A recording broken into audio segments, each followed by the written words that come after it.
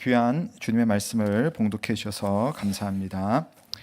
참 좋으신 우리 주님의 은혜와 평강이 오늘도 주를 찾는 우리 모든 교우들에게 함께하길 주의 이름으로 축원합니다. 아멘. 우리가 지난주에는 3일 집회가 있어서요. 저 흐름이 한 주 끊기긴 했지만 지난주 너무 좋았기 때문에 괜찮습니다. 그러나 여러분은 기억을 못 하시겠죠? 예. 그때 무슨 이야기 했는지. 자, 이런 내용이었습니다. 그 2주 전에 언약과 하나님의 백성이라는 제목으로 출애굽기 말씀을 함께 나눴죠. 그래서 애굽을 탈출했던 이스라엘 백성들이 시내산에 도착을 딱 했을 때에 하나님께서 백성들과 언약을 맺었습니다. 언약의 내용은 여러 가지가 있지만 그중에 지지난주에 했던 내용은 이것이었죠.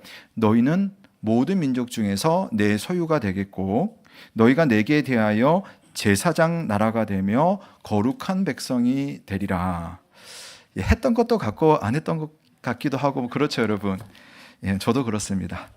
하나님은 이스라엘 백성들을 이 세상의 거룩한 제사장 나라로 세우셔서 하나님과 세상을 잇는 그 중간 징검다리 역할을 하게 하신다. 제가 그런 내용을 여러분께 말씀드렸습니다. 즉 하나님은 이스라엘을 통해서 한번 띄워주세요. 이스라엘을 통해서 세상에 복을 주시고 또 세상은 이스라엘을 통해서 하나님을 만나는 구조예요. 그래서 이스라엘 백성, 이스라엘을 보고 하나님은 너희가 거룩한 제사장 나라다. 이렇게 통째로 그 민족을 그렇게 불렀습니다. 자, 오늘 이야기는 그렇게 하나님의 부름을 받은 백성들이 한 40여 년의 광야 생활을 다 마치고 아브라함에게 약속해 주신 가나안 땅으로 들어가기 직전의 상황, 그 직전의 상황을 표현한 성경이 신명기입니다. 그러니까 이 백성들을 이끌었던 모세는 정작 가나안 땅에는 들어가지는 못하죠. 대신 이제 들어갈 내 후손들이 내 후배들에게 꼭 전해줘야 되는 그런 하나님의 말씀이 있었습니다. 요점을 말한다면 너희들 가나안 땅에 들어가면 이렇게 살아야 한다라고 하는 일종의 삶의 지침, 일종의 매뉴얼을 주는 겁니다. 그게 다시 전해지는 하나님의 법에서 거듭 신자를 써서 신명기 말씀이거든요. 그래서 율법입니다. 율법. 그중에 여러분 잘 아시는 대표적인 것이 십계명 있겠죠. 자, 율법은 우리가 하나님의 형상으로 지어졌는데 그렇다면 하나님의 형상을 가진 사람으로서 어떻게 살아가야 할 것인가? 또 우리를 제사장 나라이며 거룩한 백성이라고 우리를 말씀하셨는데 그것이 과연 어떤 모습이고 어떤 의미인가? 라고 하는 것을 좀 상세하고 구체적으로 설명해 준 내용이 바로 하나님의 법, 율법입니다. 그래서 이스라엘 백성들이 율법을 지키는 삶을 살면 세상 사람들이 하나님을 보게 되는 겁니다. 또 하나님의 나라는 어떤 나라인지를 알게 됩니다. 누굴 보고? 이스라엘 백성들이 율법을 지키는 모습을 보고.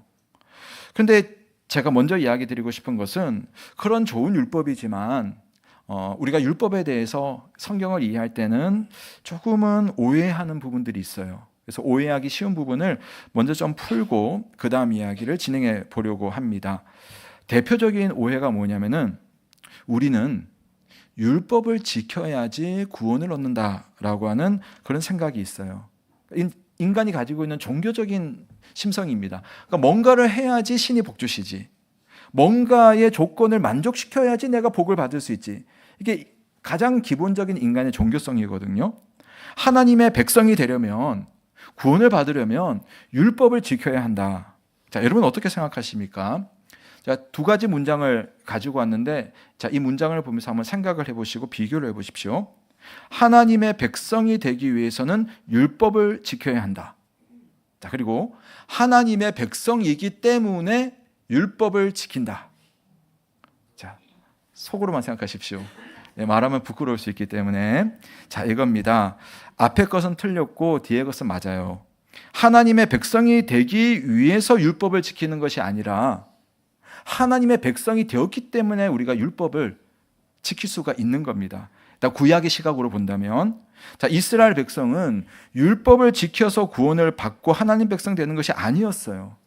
하나님께서 택하시고 이 백성을 내 백성으로 삼기로 하시고 그들을 구원해 주셨기 때문에 이들이 하나님의 백성이 된 겁니다. 역사적인 순서를 봐도 그래요. 이스라엘이 이제 시내산에서 율법을 받는데 율법을 받기 무려 400년 전에 우리가 이미 보았죠. 하나님께서 아브라함을 불러서 약속을 주셨어요. 내가 너로 큰 민족을 이루고 내가 너에게 땅도 주겠고 내가 너를 통해서 사람들에게 복을 주는 복의 근원으로 만들어주겠다. 내가 너 얼마나 잘하는지 보고 그거 해줄게, 이게 아니라 내가 너를 그렇게 하기로 결정했다라는 그 약속이 아브라함의 언약이었습니다. 자, 그리고 나서 400년이 지났어요. 근데 이스라엘 백성들이 이집트에서 노예가 되었네. 노예로 살아갔던 이 불쌍한 이스라엘 백성들을 하나님께서 아브라함의 그 약속을 기억해내면서 그들을 불러내어서 내가 너를 주고자 했던 그 땅으로 보내주겠다 해서 이 백성을 10가지 재앙을 통해서 애굽에서 탈출시킨 다음에, 그게 출애굽이잖아요. 탈출시켜서 이들을 40년 광야 여행을 시킨 다음에 가나안 땅으로 들어가게 하는 겁니다. 이 자체가 구원이에요. 그러니까 구원을 하시고 자기 백성으로 삼으신 다음에 시내산에 도착을 했을 때에 시내산 언약을 맺으면서 주시는 하나님의 법이 율법이었어요. 그러니까 율법을 먼저 주고 율법 잘 지키면 구원해 줄게, 그게 아니라 내가 너를 구원했으니 이제 너희도 내 백성으로 좀 살아보면 좋겠어 하면서 주신 것이 율법이었다는 겁니다. 그래서 십계명에서 가장 먼저 표현된 내용이 이거죠. 나는 너를 애굽 땅 종되었던 집에서 인도하여 낸 너의 하나님 여호와니라. 그 다음에 첫째는 이거 하지 마라, 둘째는 이거 하지 마라, 뭐 하면서 이거 해라, 뭐 해서 10가지 십계명이 있는 겁니다. 그러니까 여러분, 십계명을 잘 지키면 내가 너희들을 내 백성으로 삼아주고 구원해 줄게, 그게 아니에요. 내가 너를 구원했으니 너희들 내 백성이야, 내 자녀야, 그러니 너희들 이 말씀대로 살 수가 있을 거야 하면서 주신 것이 율법이라는 겁니다. 여러분의 자녀가 되기 위해서 여러분에게 어떤 노력을 했던가요? 부모인 여러분들이 이 자녀를, 얘는 이제 내 첫째 아들 자격이 있어, 이렇게 여러분 평가해가지고 삼은 자녀 한 명도 없죠. 이 자녀가 힘들게 내 배에서 어머니들 낳은 그 순간부터, 아니 뱃속에 있는 그 순간부터 이 아이는 내 생명을 다 주어도 아깝지 않은 그런 자녀요. 이미 자녀로 나오지 않습니까?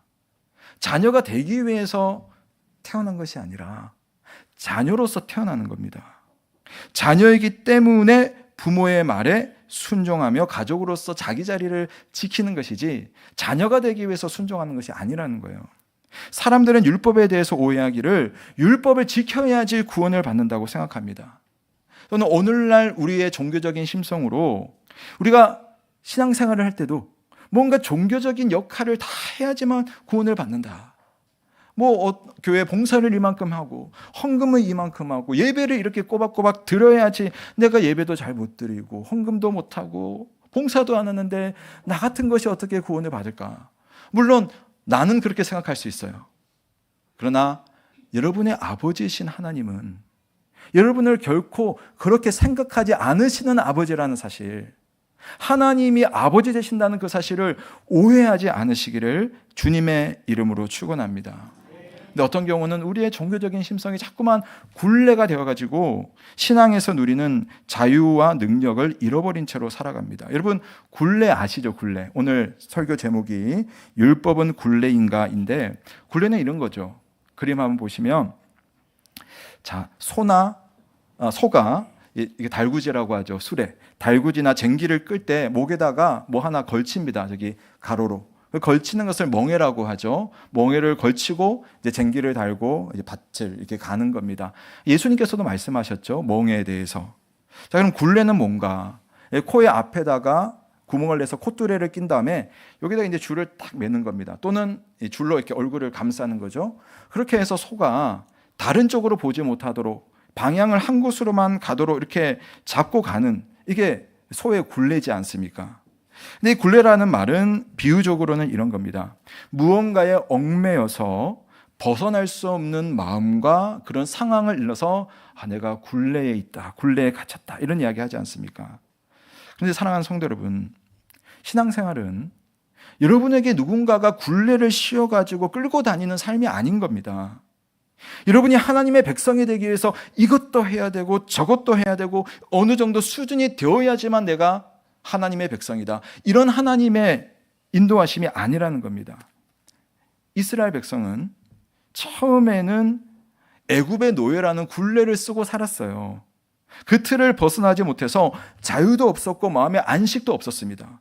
오히려 하나님께서 이런 이스라엘 백성들의 노예라는 굴레를 끊어주신 겁니다.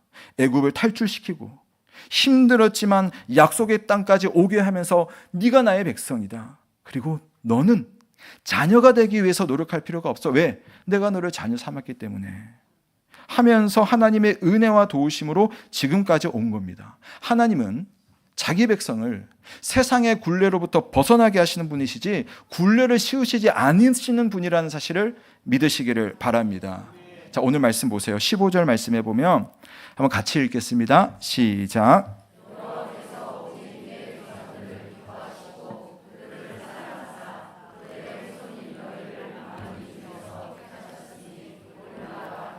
예, 보시면 하나님께서 먼저 택하신 거예요.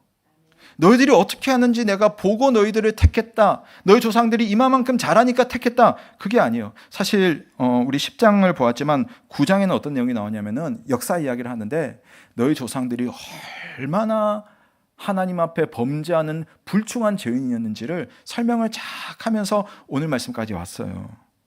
즉 하나님은 우리가 자녀의 자격이 있을 때가 아니라 자격이 없는 그런 모습임에도 불구하고 당신의 사랑과 택함으로 우리를 하나님의 자녀로 삼으시고 세상의 굴레를 끊어서 하나님의 자녀된 삶으로 우리를 인도해 주신 겁니다.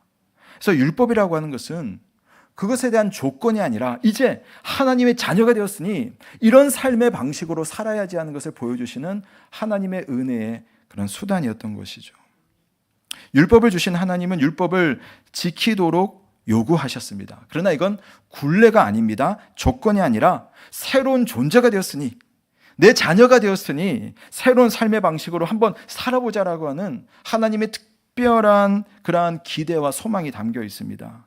과거에는 이들이 애굽의 노예살이를 하는 노예 이상의 삶을 살지 못했어요. 노예 이상의 생각을 하지 못했습니다. 그러나 이제는 하나님의 백성이 되고 하나님의 자유를 누리면서 세상의 굴레를 벗어나서 하나님 나라 백성만이 할 수 있는 그런 특별한 삶을 살 수가 있게 된 것입니다. 율법이 그런 역할이에요.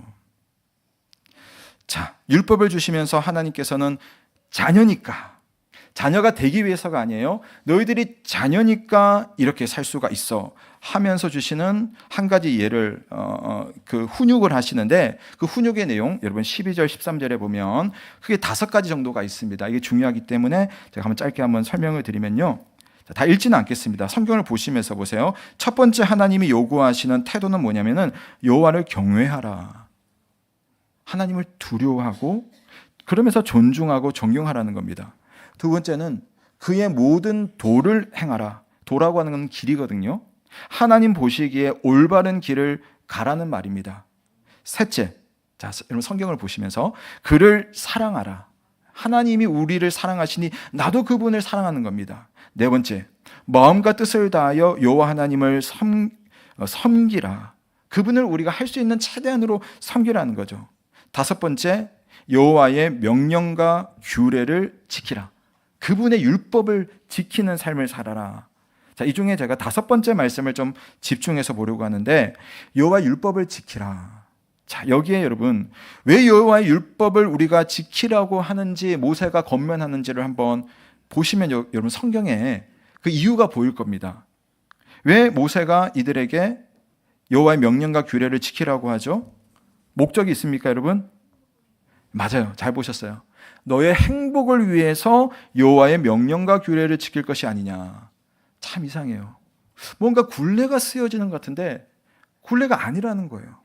내 삶이 뭔가 부자연스러워지는 건 아닌가 싶은데 아니요. 그게 진정한 자유와 능력을 얻고 하나님 주시는 행복이 있는 것이 바로 하나님의 법을 지키는 삶이라는 겁니다. 애굽의 노예로 살았을 때는 내 한 몸 건사하기가 바빴어요. 남들 신경 쓰지 않습니다. 그냥 나 혼자 사는 게 급급했습니다. 근데 하나님의 율법은요, 능력이 있어요.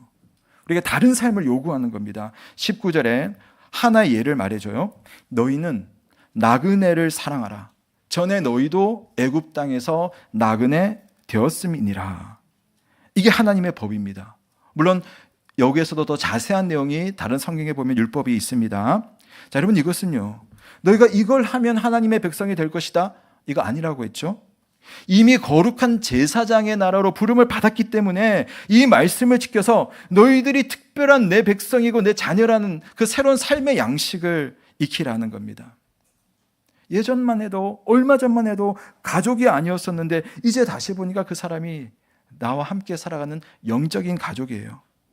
그동안에는 그 사람이 죽든지 살든지 아무 관심이 없었는데 이제 보니 내 몸 같은 거예요.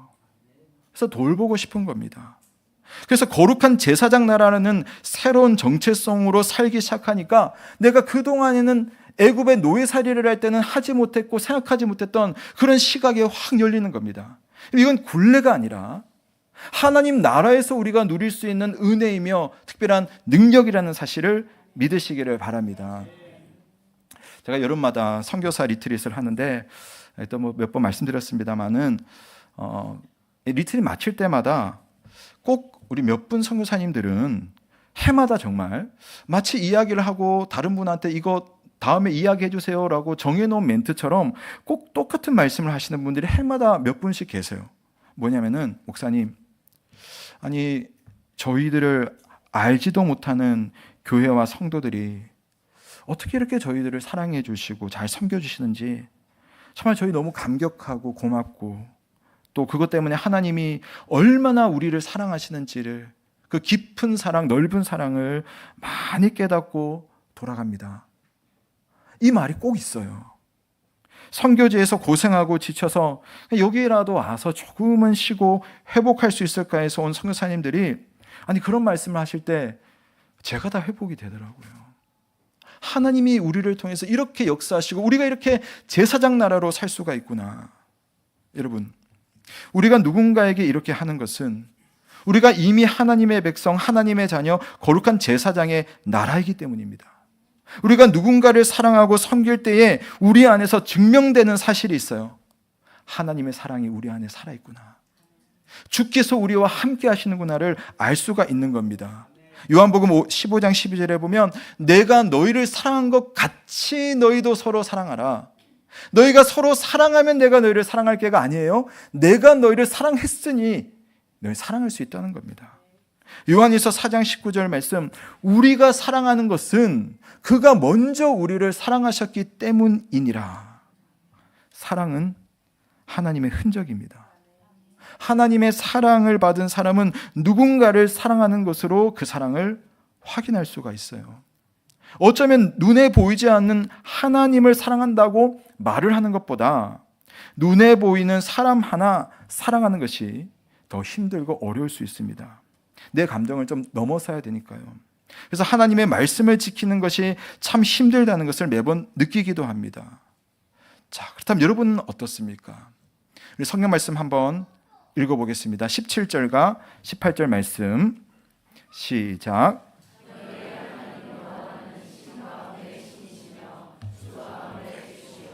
크고 능하시며 두려우신 하나님이시라. 사람을 외모로 보지 아니하시며 뇌물을 받지 아니하시고 고아와 과부를 위하여 정의를 행하시며 나그네를 사랑하여 그에게 떡과 옷을 주시나니. 아멘. 아까 보셨죠? 우리 보고 나그네를 사랑하라고 했어요. 나그네를 섬기라고 했어요. 어쩌면 우리에게 그게 굴레 같았는데 사실 이 말씀을 잘 보시면 우리가 나그네였던 거예요. 그런 나그네를 주님께서 먼저 사랑해 주셨어요. 우리에게 필요한 모든 것을 제공해 주시고 네가 내 자녀야 라고 말씀하셨습니다.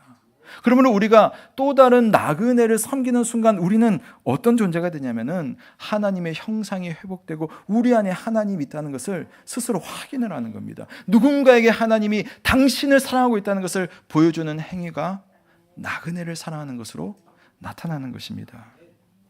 세상에 끌려다니지 않고 세상을 돌보는 삶을 사는 것은 여러분 굴레가 아닙니다. 세상이 잘하지 않은 하나님의 질서와 능력과 또 하나님의 복이라는 사실을 믿으시기를 바랍니다. 우리가 하나님의 법을 지킬 때 우리가 하나님을 닮아가는 겁니다. 사람이 미련해지기 시작하면 내가 마음대로 살면 마음대로 살 수 있다고 생각을 해요. 나 교통법규 통제를 받지 않고 나는 초록불이고 빨간불이고 마음껏 달릴 테야. 그러면 얼마 가지 못해서 운전대 놓아야 됩니다. 여러분 아시지 않습니까? 참 이상하다고 느껴지는 뉴스가 한 번씩 있는데, 아니 저 넓은 바다에서 왜 배들이 충돌을 하느냐는 거죠. 저 넓은 바다에서 도대체 어떻게 작정하고 달려들었나? 근데 그런 건 아닐 거 아닙니까? 보니까 저 드넓은 바다에도 다녀야 되는 길이 있고 또 오고 가는 방법이 다 있다고 합니다. 아무리 성능이 좋은 비행기를 운행해도 우리가 매뉴얼대로 하지 않으면 목숨까지 위험해지는 겁니다. 매뉴얼에 따르는 것이 가장 빠르고 가장 안전하게 가는 방법입니다. 예수 그리스도께서 오시면서 우리는 구약 성경에 나오는 율법종 하나하나를 지키지는 않게 되었습니다. 하지만 예수님은 율법을 파기하러 오신 것이 아니에요. 내가 율법을 지켜서 구원을 얻는 것은 아니지만 율법을 완성할 수 있어. 바로 율법에 있는 정신, 하나님을 사랑하고 이웃을 사랑하는 것으로 너희들이 하나님의 약속하신 그 모든 놀라운 복을 가진, 세상 사람들이 살지 못하는 그런 믿음의 삶을 살 수 있도록 예수 그리스도께서 보여주시고 우리에게 그 길을 가르쳐 주셨습니다. 세상에서 가장 안전한 길은 여호와 하나님의 길입니다. 세상에서 가장 자유로운 순간은 하나님의 질서 안에 있을 때만 누릴 수가 있는 거예요. 세상에서 가장 능력 있는 삶을 살려면 하나님께서 역사하시는 그 자리에 가서 우리가 서 있어야지 그 능력을 누릴 수가 있는 겁니다. 목사가 말씀대로 목회할 때 교회가 설 것이고, 온 성도가 말씀대로 신앙생활을 할 때 하나님의 자유와 능력이 나타날 줄로 믿습니다. 우리 마지막으로 이 말씀 하나만 읽고 말씀을 정리하겠습니다. 시편 119편 말씀 함께 읽습니다. 시작.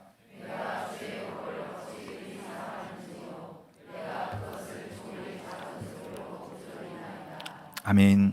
우리 온세로 교회 교우들 모두의 고백이 이와 같은 고백이 될 수 있기를 주님의 이름으로 축원합니다. 기도합니다. 하나님 아버지, 우리를